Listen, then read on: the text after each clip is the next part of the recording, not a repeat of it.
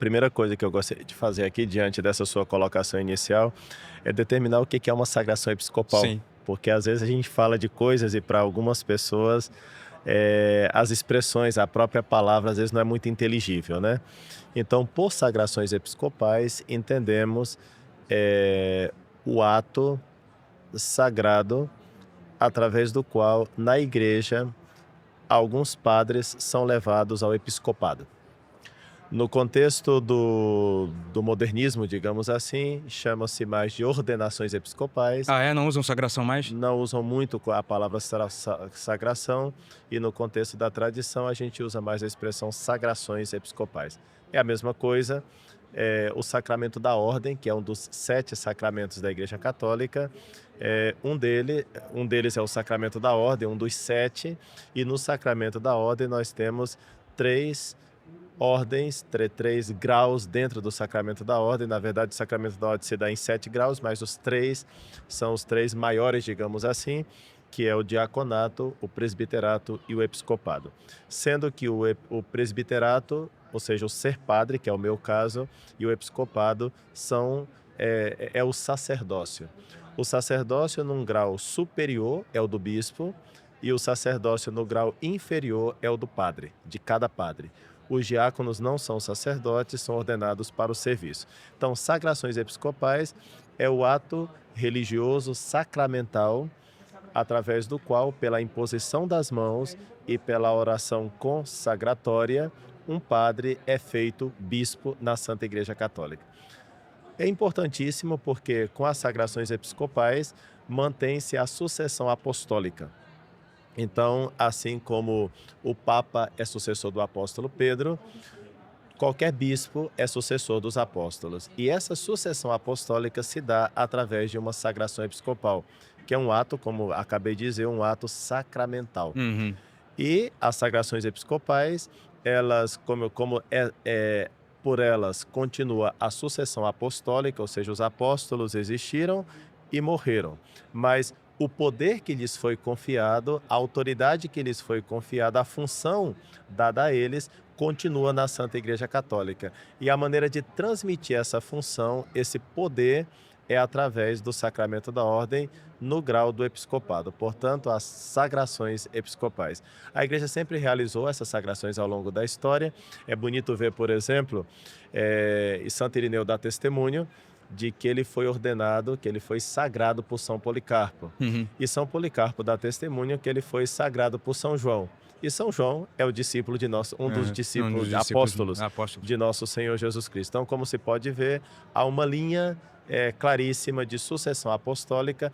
Cada bispo, então, é sucessor dos apóstolos Apóstolos. como tal, enquanto que o Papa é sucessor de um apóstolo em concreto, que é o apóstolo Pedro. A sagração episcopal sempre se deu na história da Igreja, nesses mais de 2000 anos de história que nós já temos, sempre foi algo constante. Hoje em dia se pode ver no Brasil são nomeados, no mês pode ser nomeado tranquilamente 4 ou 5 bispos no mês, né? Quer dizer que sempre está havendo sagrações episcopais no mundo inteiro. Até o século XI, não era necessário ainda É, notificar sim, eu ia ao perguntar isso para o Papa, senhor, né? o mandato pontifício, né? A gente vai entrar nesse, né? Exatamente. A importância histórica disso, quando começou, porque a impressão que se passa quando se fala, olha, eles sagraram sem mandato pontifício, é que isso sempre aconteceu ao longo da história, então foi algo assim, um feito absolutamente extraordinário e não deveria ter sido feito porque nunca foi feito. Então, até o século XI, ainda não existe essa decisão Século XI. de que século XI ainda não existe a decisão de que precise de uma autorização do Papa para sagrar Então a bispos. igreja passou mais de 1000 anos Mais de 1000 sem uma anos, necessidade específica, sem sem autorização, autorização. sem precisar de uma autorização do Papa. Eu vou depois explicar aqui os detalhes dessa questão, né? Aham. Mas de momento vale isso. Historicamente falando, até o século XI não se exigia uma decisão do Uma Papa decisão. para as sagrações episcopais. O que acontecia é que um patriarca seria um bispo ao redor do qual estão várias dioceses. Uhum.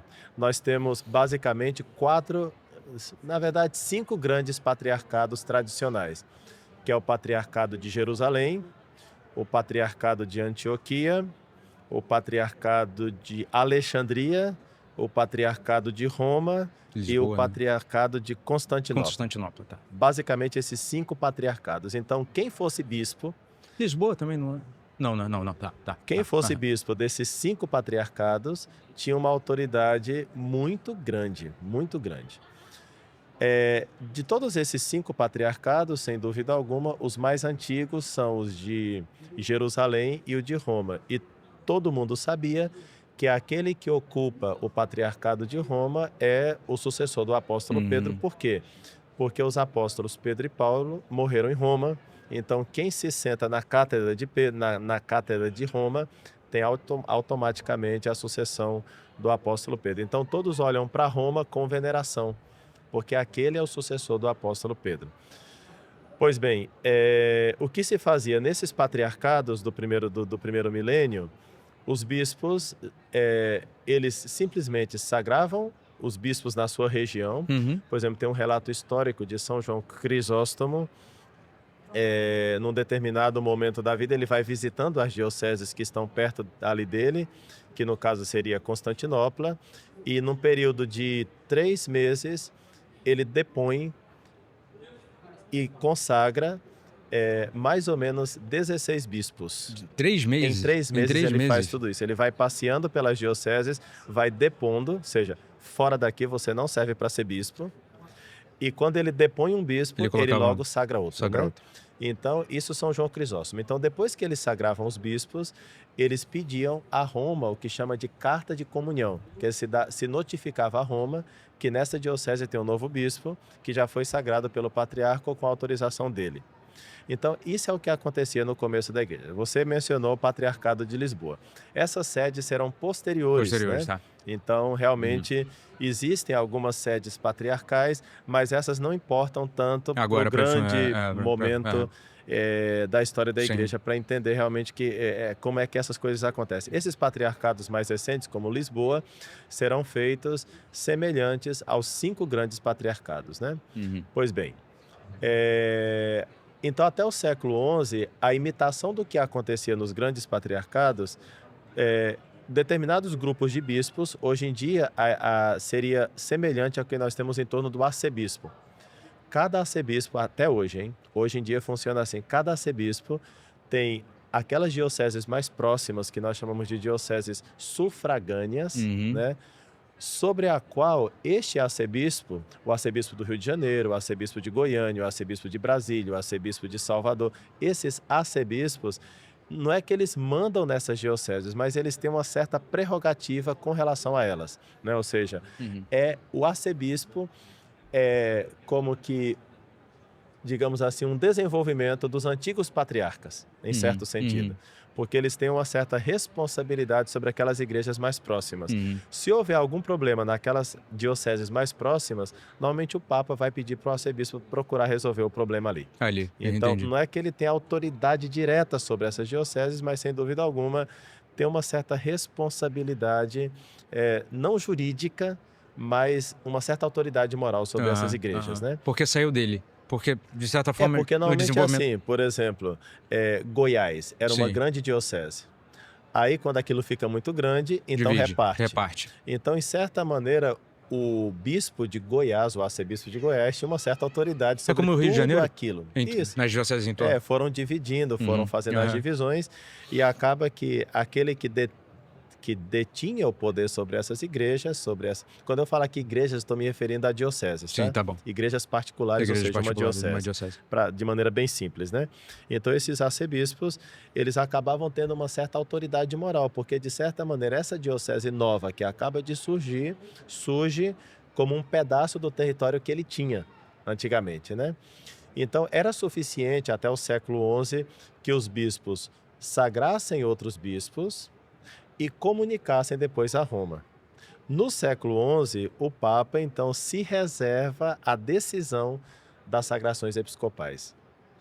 E somente no século XX,